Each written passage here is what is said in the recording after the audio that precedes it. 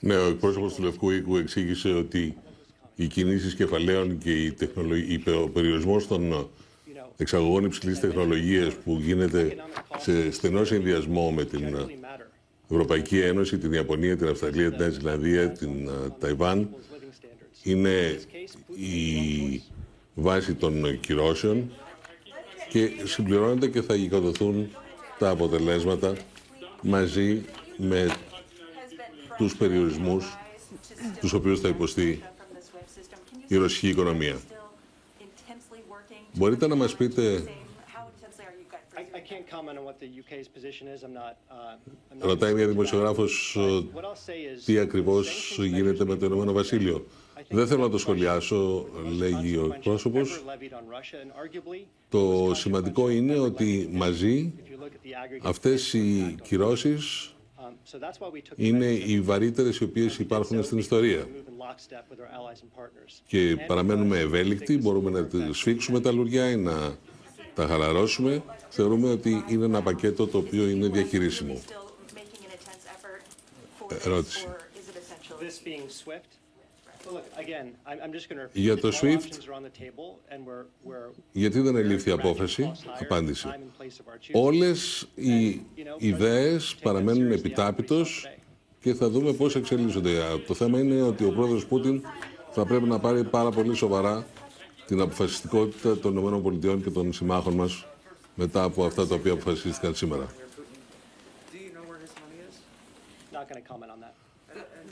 Ερώτηση.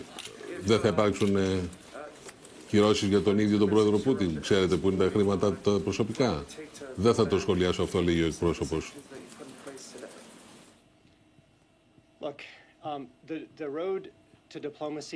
Ο δρόμος για την διπλωματία είναι πάντοτε ανοιχτός. Ποτέ δεν πεθαίνει η διπλωματία. Απλώς στις παρούσες συνθήκες, αμέσως μετά από την εισβολή, σήμερα προφανώς δεν αποτελεί μια λύση. Εάν αλλάξουν οι στρατηγικές επιλογές του πρόεδρου Πούτιν, αν αρχίσει να κινείται σεβόμενος την κυριαρχία της Ουκρανίας και των άλλων γειτόνων της, τότε θα τα ξαναδούμε όλα αυτά. Αλλά δεν είμαστε εκεί δυστυχώς ακόμα.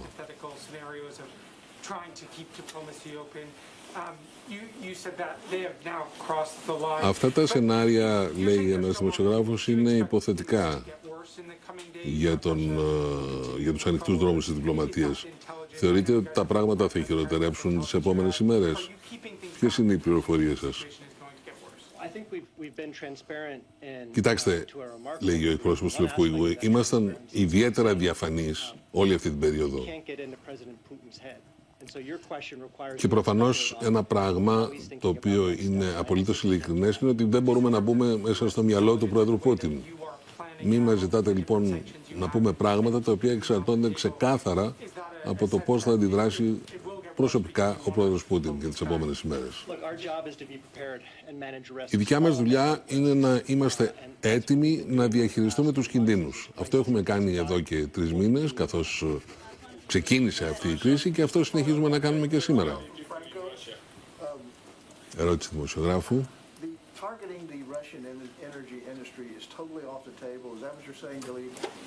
Από τις κυρώσεις έχει μείνει έξω ο ενεργειακός τομέας. Σωστά? Απάντηση. Η Ρωσία είναι ένας συστημικός παίκτης στον ενεργειακό τομέα και δεν σκοπεύουμε να παρεμποδίσουμε αυτές τις συναλλαγές. Βεβαίως, περιορίζοντας τις εξαγωγές υψηλής τεχνολογίας, είναι σαφές ότι θα θυγεί μακροπρόθεσμα και η ενεργειακή δυνατότητα της Ρωσίας. Ευχαριστώ. Σας ευχαριστώ. Ξέρω ότι είναι αργά.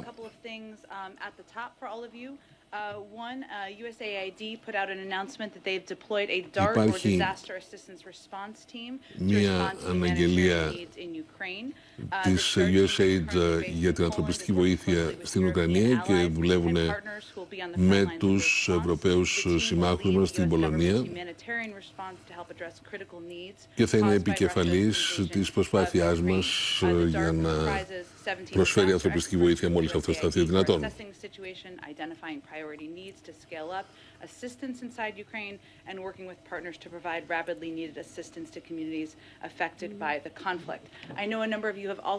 Ξέρω ότι κάποιοι από εσάς με ρώτησαν για το πώς ο πρόεδρος περνά το χρόνο του σήμερα το απόγευμα και σήμερα το βράδυ. Η απάντηση είναι ότι παρακολουθεί τις εξελίξεις και από το Οβάλι Γραφείο και από την Προεδρική Κατοικία. Έχει μιλήσει με τον Τζακ Σάλιβαν, τον Σύμβουλο Εθνικής Ασφαλείας, με τον πρέσβη εκπρόσωπο των ΗΠΑ στα Ηνωμένα Έθνη και τον Υπουργό των Εξωτερικών, κ. Μπλίνκεν. Βεβαίως μίλησε και με τον πρόεδρο Ζελένσκι και συνεχίζει να παρακολουθεί τις εξελίξεις. Πριν από μία ώρα ήταν με όλη την ομάδα ασφαλείας στην αίθουσα κρίσεων.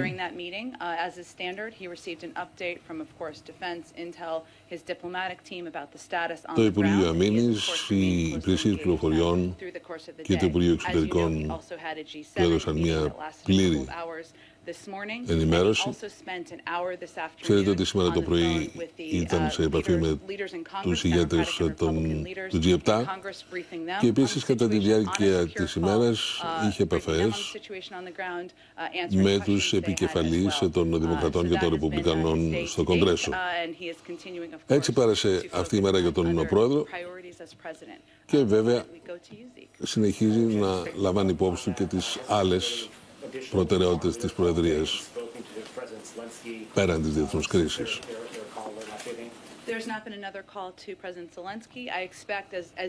Δεν υπάρχει τίποτα νεότερο στην επικοινωνία με τον πρόεδρο Ζελένσκι. Εάν υπάρξει το οτιδήποτε, βεβαίως και θα σας ενημερώσουμε.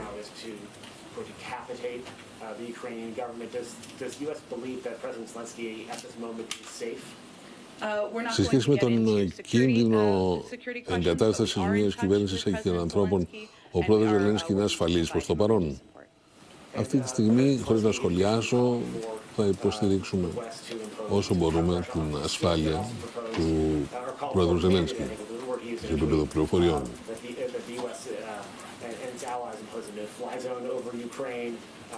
Ερώτηση δημοσιογράφου.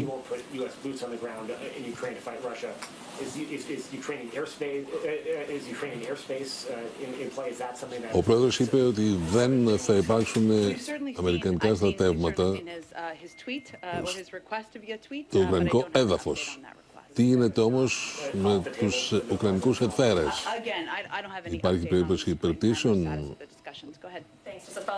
Δεν έχω καμία ενημέρωση σε σχέση με αυτό που ρωτάτε.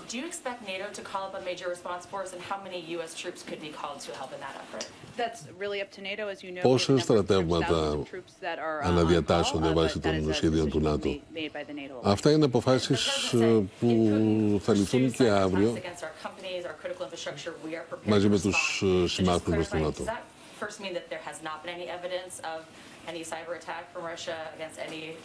Συζητήθηκε νωρίτερα, ρωτάει δημοσιογράφος, το ενδεχόμενο κυβερνοεπίθεσης. Συνέβη κάτι? Απάντηση: τίποτα ως αυτή τη στιγμή από όσο γνωρίζω.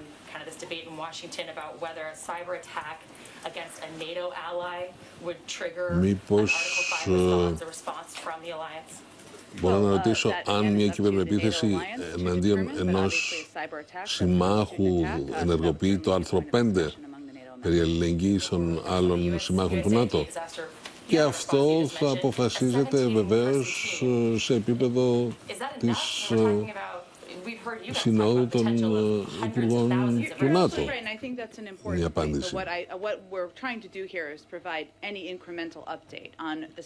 Προφανώς θα σας ενημερώνουμε για κάθε εξέλιξη. Και επειδή αναφερθήκατε προηγουμένως στην ανθρωπιστική βοήθεια, δεν σας ανέφερα προηγουμένως ότι υπάρχουν πολλές οργανώσεις οι οποίες είχαν παρεύει στην Ουκρανία. Δώσαμε πάνω από 6 εκατομμύρια πέρσι, αυτό ήταν ένα πρώτο βήμα. Και μετά από τα γεγονότα τα χθεσινά θα δούμε τι περισσότερο μπορούμε να κάνουμε. Well, there certainly are, and I know with everything going on, this may not have caught everybody's attention, but let me just note that, you know, today we're seeing Russian people in the streets. Σήμερα βλέπουμε leading Russian journalists and cultural figures announcing President Putin's πολίτες οι οποίοι έχουν βγει στον δρόμο, Ρώσους δημοσιογράφους, οι οποίοι αμφισβητούν τις επιλογές του Πρόεδρου Πούτιν, και νομίζω ότι είναι σημαντικό να το αναφέρουμε αυτό, ιδιαίτερα το 2014 δεν υπήρχε και μία αναγνώριση των αντίστοιχων αντιδράσεων. Αυτό σημαίνει ότι η αντιπολίτευση στον πρόεδρο Πούτιν παραμένει ενεργή παρά την προπαγάνδα του.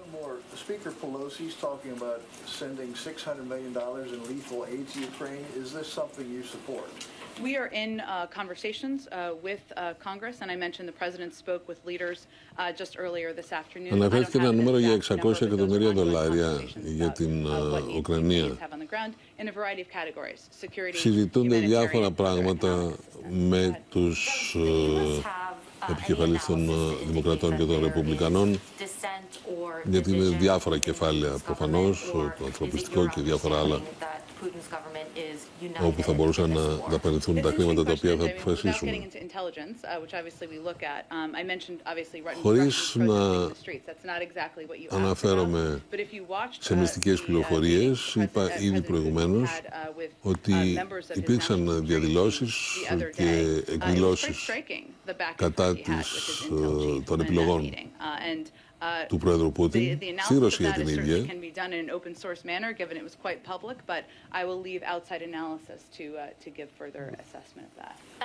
Θεωρώ όμως ότι θα ήταν καλό να μην τοποθετηθώ περαιτέρω ως εκπρόσωπος του Λευκού Οίκου και να υπάρξουν αναλύσεις ανεξάρτητες από τον τύπο και τα άλλα μέσα.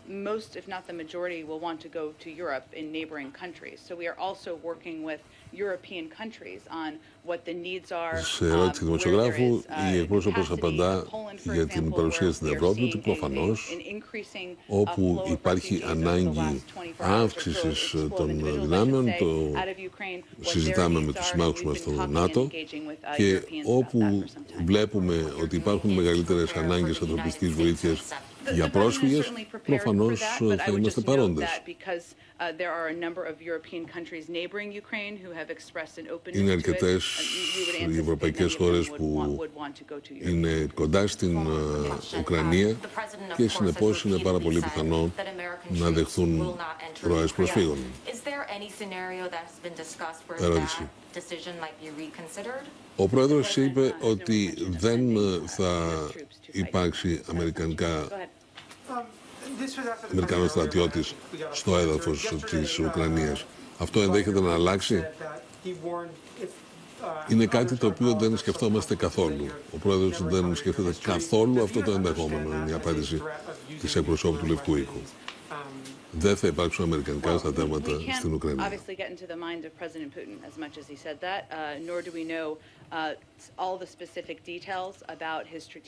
Σε ερώτηση δημοσιογράφου εκτός μικροφώνου, δεν βλέπουμε ευξημένο κίνδυνο, ευξημένη απειλή αυτή τη στιγμή, αλλά με τα βεβαιότητες δεν μπορούμε να γνωρίζουμε τι θα σκεφτεί ο πρόεδρος Πούτιν και τι θα κάνει τις επόμενες ώρες και ημέρες.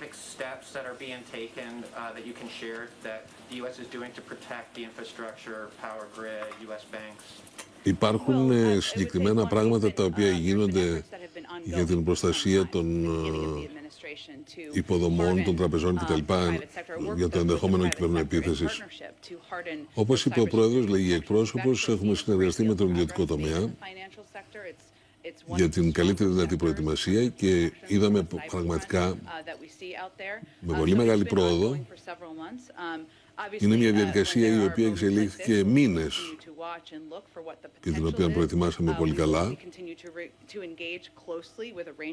και συνεχίζουμε βεβαίως τον διάλογο και τη συνεργασία με μια σειρά οικονομικών κλάδων, έτσι ώστε να αξιολογούμε την απειλή και να την μειώνουμε, να την συρρυκνώνουμε. Ο πρόεδρος Biden ανέφερε ρητά ότι οι Ηνωμένες Πολιτείες Αμερικής είναι έτοιμες και να αποκριθούν. Ποια θα ήταν αυτή η απόκριση? Μια αντίστοιχη κυβερνοεπίθεση. Αλλά νομίζω ότι ο πρόεδρος ούτως ή άλλως επιφυλάσσεται για να απαντήσει όπως το επιθυμεί. Ορατή, αόρατη, φανερή ή κρυφή. Για την τιμή του πετρελαίου έχετε κάποιο επίπεδο τιμής όπου θα ενεργοποιηθούν πρόσθετα μέτρα για τα στρατηγικά αποθέματα? Δεν θέλω να μπω σε τέτοιες λεπτομέρειες, σε ακριβείς τιμές κτλ. Ο πρόεδρος είναι σε επαφή με όλους τους αρμόδιους, όπως έλεγα προηγουμένως. Μετράμε συνέχεια τις συνέπειες στην διεθνή αγορά πετρελαίου. Αλλά ως προς το ποια θα είναι η αντίδραση και πότε, δεν είμαι σε θέση να σας απαντήσω αυτή τη στιγμή.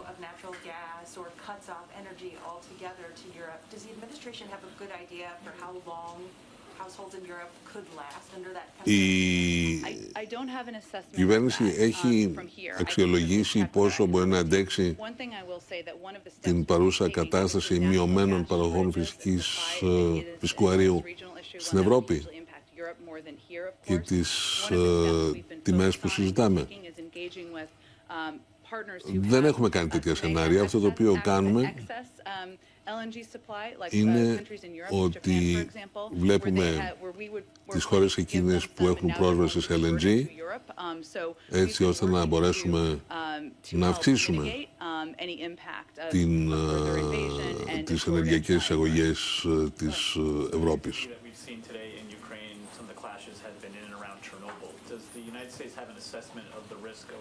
Τα ρωσικά στρατεύματα κατέλαβαν το Τσερνομπίλ. Έχει γίνει μια αξιολόγηση της απειλής που αντιπροσωπεύει αυτή η κατάληψη.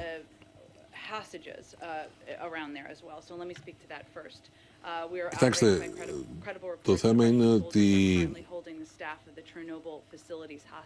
υπάρχουν όμηροι από το προσωπικό του Τσερνομπίλ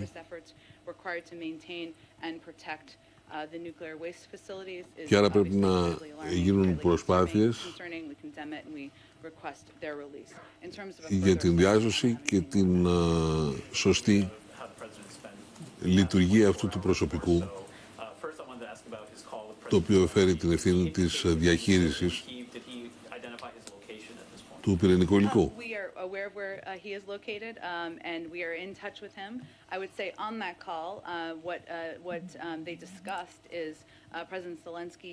Για τον πρόεδρο Ζελένσκι,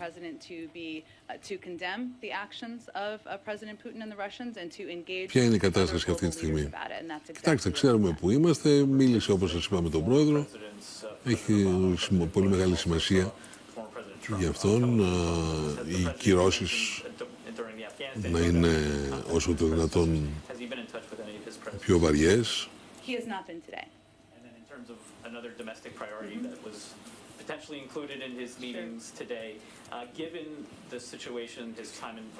Συνεχίζει ο δημοσιογράφος.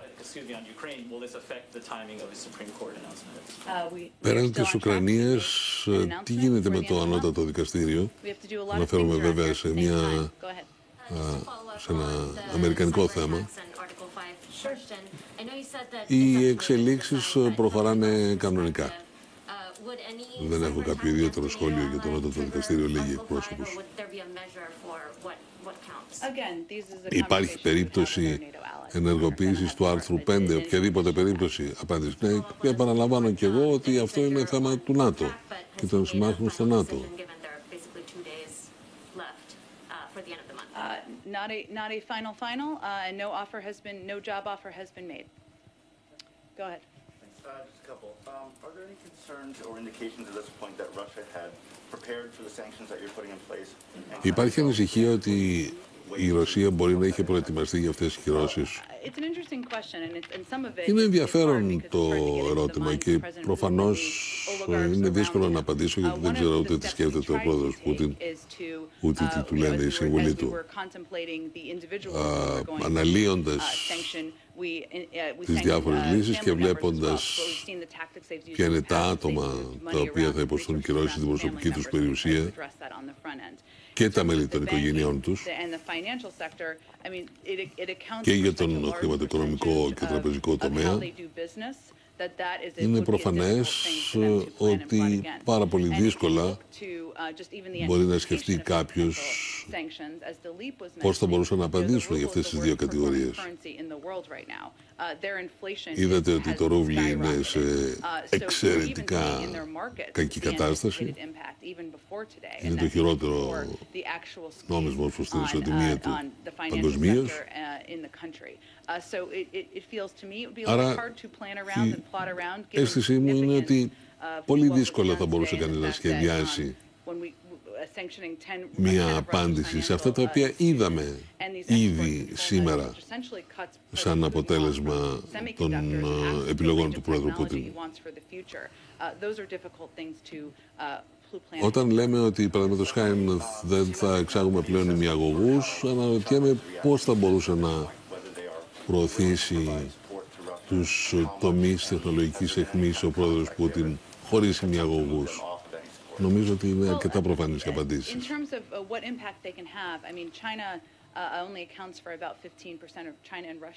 Με την Κίνα, τι γίνεται, ρωτάει ένας δημοσιογράφος. Κοιτάξτε, η Κίνα είναι 15% της παγκόσμιας οικονομίας, είπαμε τους συμμάχους είναι 50%, άρα προφανώς δεν υπάρχει ισοζύγιο. Για άλλη μια φορά, δεν μπορώ και εγώ να σκεφτώ πώς σκέφτονται οι Κινέζοι ηγέτες, αλλά καλό θα ήταν να αποσαφηνίσουν από ποια πλευρά της ιστορίας θέλουν να πάρουν θέση. Ο κ. Μπλίνκεν μίλησε με τον ομολόγο του πριν από μερικές ημέρες, αλλά δεν έχω κάποιο σχόλιο να προσθέσω σήμερα. Conducted diplomacy with the Russians and the rest of the world. How did the Ukrainian government use that time, since they've been initially warned that this... Τις περασμένες εβδομάδες ετοιμάζεται τις κυρώσεις. Η Ουκρανική κυβέρνηση τι έκανε αυτό το διάστημα? Με συγχωρείτε, αλλά δεν σας κατάλαβα, λέγει εκπρόσωπος του Λευκού Οίκου. Οι εικόνες που είδαμε σήμερα, λέει ο δημοσιογράφος, ήταν εικόνες όπου ο κόσμος πραγματικά ήταν έκπληκτος γιατί επετέθη η Ρωσία. Τι έκανε λοιπόν η Ουκρανική κυβέρνηση? Προετοίμαζε τον κόσμο για αυτή την απειλή? Πιστεύετε ότι θα μπορούσαν να είχαν κάνει παραπάνω πράγματα? Εκπρόσωπος. Δεν νομίζω ότι θα ήταν πολύ επικοδομητικό να σχολιάσω πάνω σε αυτό και να τα συζητήσουμε τώρα. Από δικής μας πλευράς θέλουμε να προσφέρουμε πληροφορία ακριβή, όσο το δυνατόν διαφανέστερη.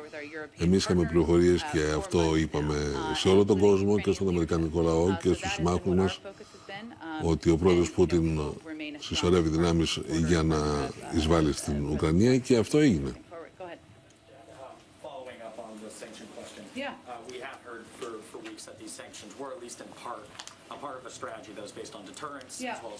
Ερώτηση δημοσιογράφου.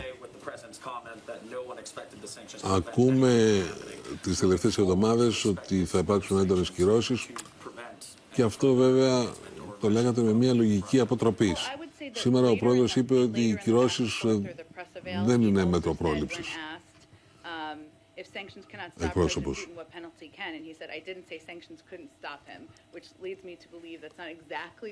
Εγώ, λέει ο πρόεδρος, δεν είπα ότι οι κυρώσεις θα τον σταματήσουν.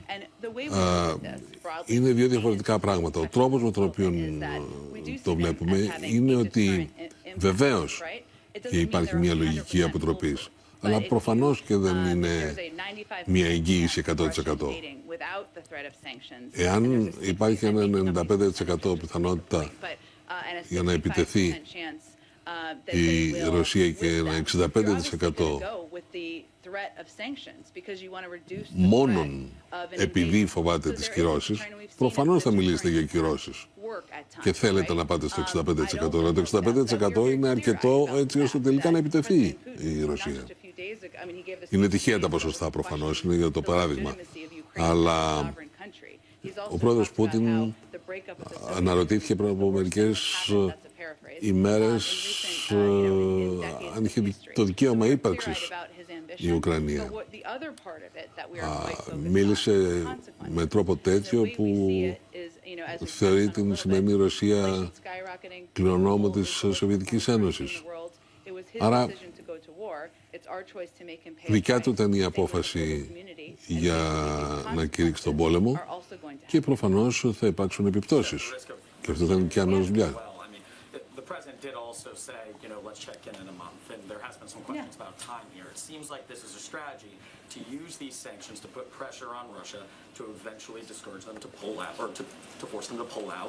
Εγώ αυτό το οποίο είχα καταλάβει ήταν ότι μιλάγαμε για κυρώσεις έτσι ώστε να υπάρξει αποτροπή. Τώρα λέμε ότι θα αρχίσει να νιώθει σιγά σιγά τις επιπτώσεις. Πότε θα αρχίσει να τις νιώθει?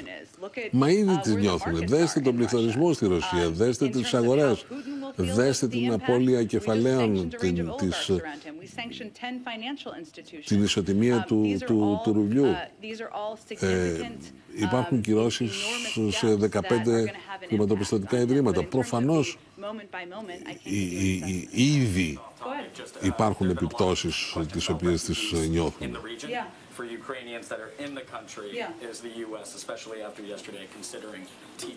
Για τους πρόσφυγες, να ρωτήσω για άλλη μια φορά αν σκέφτεται κάποιο καθεστώς ειδικής προστασίας. Δεν έχω τέτοιες πληροφορίες αυτή τη στιγμή, διότι προφανώς μόλις τώρα εκτιλήσεται αυτή η κατάσταση. Αυτή τη στιγμή βιώνουμε την εισβολή και προετοιμαζόμαστε για να αντιδράσουμε σε όλα τα επίπεδα.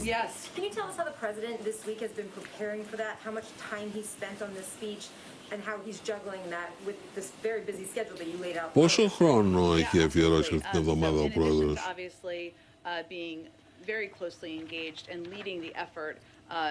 Κοιτάξτε, ο πρόεδρος ασχολήθηκε πάρα πολύ με το πώς θα αντιδράσουν οι ΗΠΑ στο ενδεχόμενο εισβολής. Δούλεψε λοιπόν με ανθρώπους οι οποίοι έγραφαν τα διαγγέλματα και τους λόγους του. Συνεργαζόταν συνέχεια με την ομάδα ασφαλείας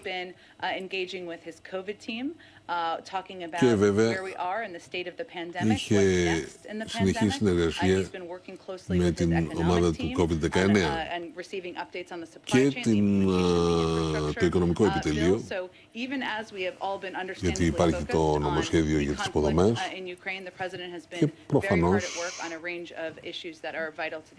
πάρα πολλή δουλειά αφιερώθηκε στις τυχόν επιπτώσεις της εισβολής στην Ουκρανία για τον Αμερικανό πολίτη.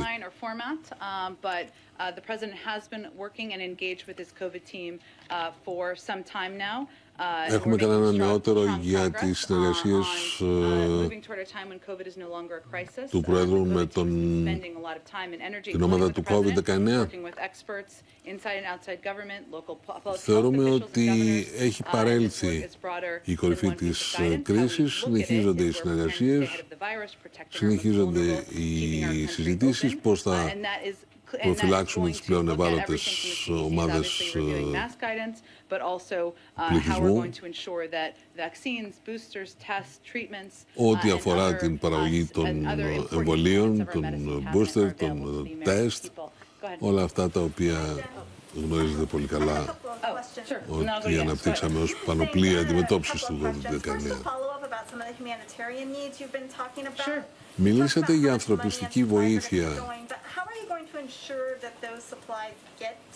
Πώς θα διασφαλίσουμε ότι αυτή η ανθρωπιστική βοήθεια θα φτάσει στην Ουκρανία?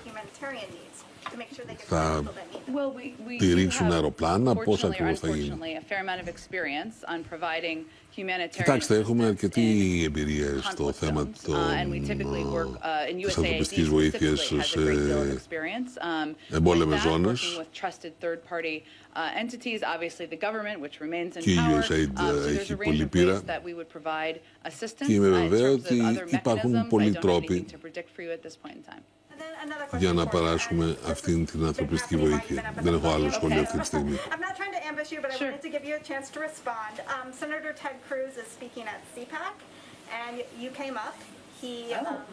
He called you, quote unquote, peppermint patty and has encouraged people to boo you. So I wanted to... Don't tell him I like peppermint patty. So I'm not going to take it too offensively. Senator Cruz, I like peppermint patty. Γερουσιαστής Cruz σας αποκάλεσε peppermint patty. Peppermint patty, συγγνώμη. Ναι, και εμένα μου αρέσει η peppermint patty, λέγει η